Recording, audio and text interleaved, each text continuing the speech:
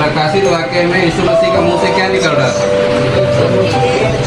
है ना। और यहाँ पे क्या पढ़ रहे हैं हम लोग, क्योंकि परमेश्वर का वचन क्या है, वो जीवित है, प्रबल है और हर एक दोधारी तलवार से क्या है, बहुत चोखा है।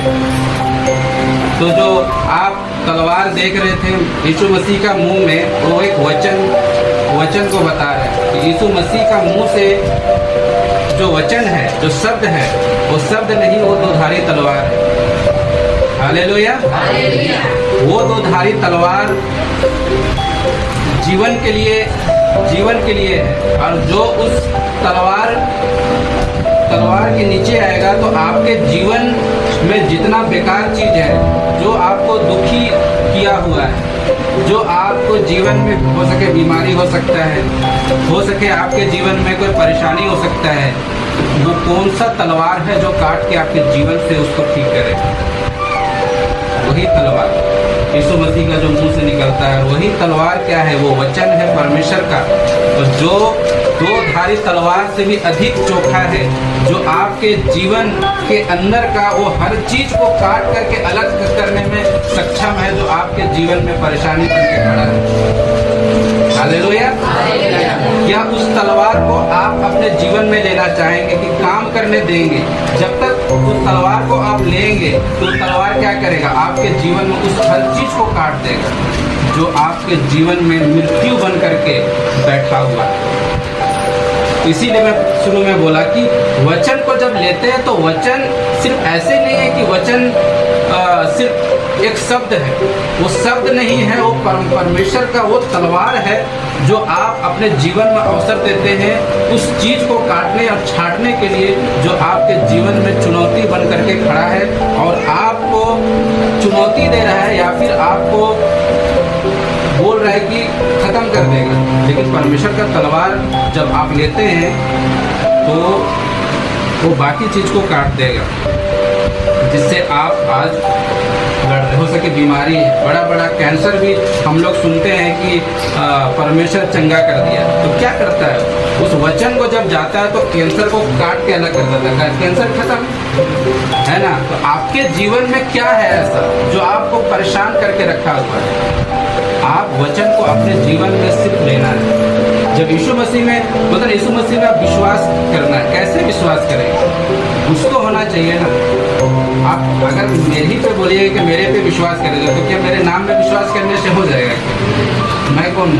लेकिन जो मेरी बातें हैं, अगर मेरे में विश्वास करते हैं तो मेरे एक एक बात में विश्वास करेंगे। ये स्वाभाविक चीज है।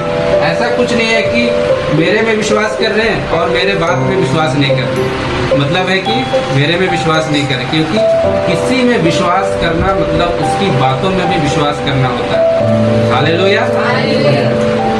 तो यीशु मसीह में अगर आप बोलते हैं कि हम विश्वास करते हैं तो आपको उसके वचन में विश्वास करना पड़ेगा जो लिखा है, और जो लिखा है वैसे ही आपके लिए है। हालेलुया। जो लिखा है वैसे ही आपके लिए है।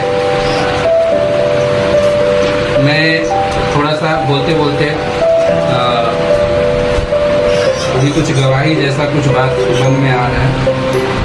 कई एक बार ऐसी परिस्थिति से भी मैं गुजरा, जैसे सुशील बता रहे थे, मैं पूरा डिटेल में नहीं जाऊंगा, लेकिन बस थोड़ा सा कुछ ऐसे घटी से भी मैं गुजरा जब लगा कि यहाँ से मेरा क्या होगा। ठीक है, यहाँ से क्या होगा, क्योंकि कोई मदद के लिए कहीं पे मुझे नजर नहीं आ रहा है। मुझे एक वचन मिला, यहोवा मेरा चरवाहा है, मुझे कुछ घटी नहीं होगी। क्या? यहोवा मेरा चरवाहा है, मुझे कुछ घटी नहीं होगी। ये हम बोले आप मेरा चरवाहा है, मुझे कुछ घटी नहीं होगी, हम आप सोचना नहीं चाहते। ठीक है, क्यों? क्योंकि उसका वचन है। तो अगर उसके वचन को हम लेते हैं, विश्वास करते हैं, तो परमेश्वर काम करता है। परमेश्वर ऐसे नहीं काम करता, आपको विश्वास करना पड़ेगा उसके वचन पे। और उसके वचन हम लोग को जो मिला है, आप एक दिन में तो पढ़ नहीं सकते हैं, लेकिन धीरे धीरे जैसे जैसे हम सुनेंगे हमको उसमें विश्वास करते जाना है। हालेलुया। और बहुत ही अद्भुत रीति से परमेश्वर हर एक ज़रूरतों ऐसे जरूरत मतलब ऐसे समय से मुझे बाहर निकाला जहाँ पे लगा कि सब कुछ खत्म हो गया। क्यों? क्योंकि और एक वचन हम लोग उस गवाही में बता रहा हूँ कि वहाँ पे लिखा है कि आपकी सारी चिंता परमेश्वर पे डाल दो, क्योंकि उसको तुम्हारा क्या है, परमेश्वर को ध्यान है, हमको नहीं टेंशन लेना। यही मैं बोला, परमेश्वर को मेरा ध्यान है, मेरे जीवन का जो तकलीफ है, जरूरत है, उसको मेरा ध्यान है। मैं चिंता नहीं करूँगा, अपनी चिंता मैं परमेश्वर को दूंगा। वो चरवाहा है, मेरी जरूरत को पूरा करता है। हालेलुया। और परमेश्वर करता है, मैंने उसको अपने जीवन के अनुभव में देखा है।